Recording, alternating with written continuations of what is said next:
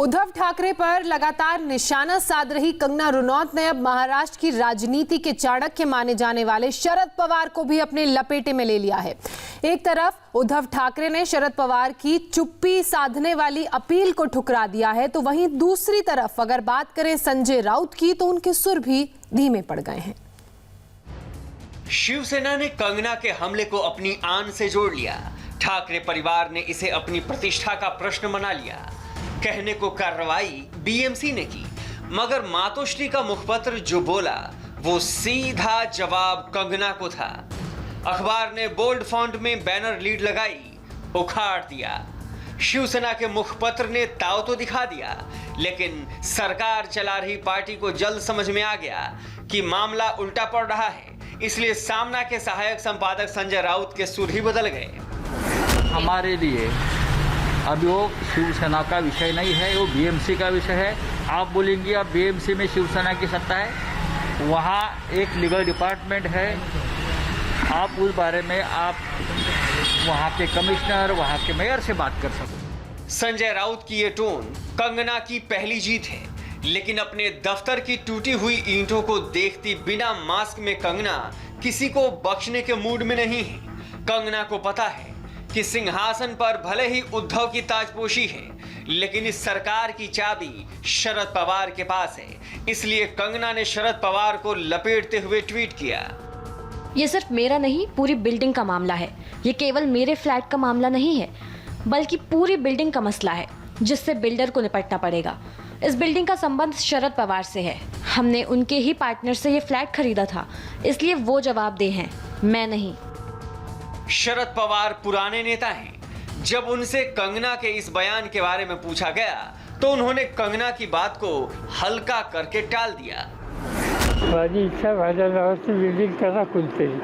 मेरी इच्छा है कि वो बिल्डिंग कोई तो मेरे नाम करे। मेरा किसी से संबंध नहीं। ऐसी गैर जिम्मेदाराना बात कौन कर रहा है? ये बड़ा सवाल है। फिलहाल मैं इतना ही कहूंगा कि इस आरोप में कोई तथ्य नहीं है। तथ्य नहीं हो रहे।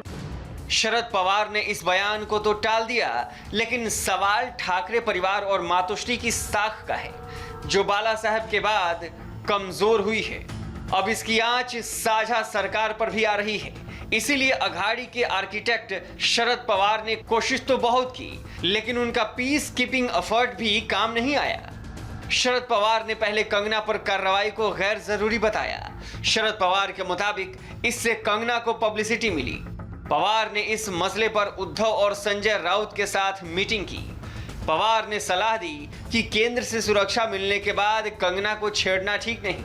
मुंबई पर कंगना के बयान उसी का नुकसान पहुंचाते। बीएमसी की कार्रवाई का दांव सरकार पर उल्टा पड़ेगा। लेकिन शरद पवार की इस सलाह का उद्धव पर कोई असर नहीं हुआ। उद्धव ने साफ कह दिया कि शिवसेना के समर्थकों के सामने वो कमजोर नहीं दिखना चाहते। शिवसेना का वोटर उनसे ऐसे ही एक्शन की उम्मीद करता है। उद्धव कंगना की तू तड़ाक वाली जुबान से भी आक्रोश में थे। उन्होंने ये भी शिकायत की थी कि गठबंधन सहयोगी उनके साथ नहीं दिख रहे। हालांकि इसके बाद पवार की पार्टी की तरफ से उद्धव को हल्का सा मरहम लगाया गया। वो हमला बोल नहीं रही, वो घर बैठ के कुछ बोल रही है और उसको बहुत प्रसिद्धि मिल रही है। उसमें कोई ऐसी बात नहीं है। अभी कोई घर पे बैठ के अगर हमारे महाराष्ट्र के मुख्यमंत्री जी को अगर ऐसी वैसी बातें कहने लगा, तो मुझे लगता है कि महाराष्ट्र की जनता वो सहन नहीं करेगी। तो बीजेपी कहीं उसे सपोर्ट करते हुए देख रहे हैं? वो तो दिखाई दे रहा है। बीजेपी की लीडरशिप कंगना रनौत जी के साथ इतनी जुड़ गई है। एनसीपी ने तो मरहम लगा दिया, लेकिन अब उद्धव ठाकरे की शिकायत दिल्ली तक भी पहुंच गई थी।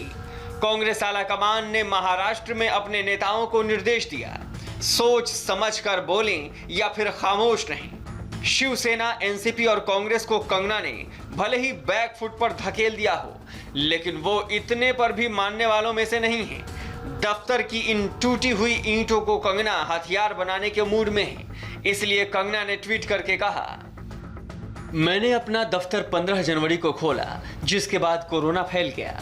दूसरे लोगों की तरह मैंने भी तब से काम नहीं किया। मेरे पास इसे ठीक करवाने के लिए पैसे नहीं हैं। मैं उन खंडहरों से ही काम करूंगी जो इस बात के प्रतीक बनेंगे कि कैसे एक महिला को तबाह किया गया जिसने इस दुनिया में उठने की हिम्मत दिखाई। कंगना के तेवर साफ हैं, वो किसी को माफ नहीं करने वाली। कंगना ये जता देना चाहती हैं कि उनके दफ्तर में तोड़फोड़ करके उद्धव ठाकरे ने बहुत बड़ा पंगा ले लिया है।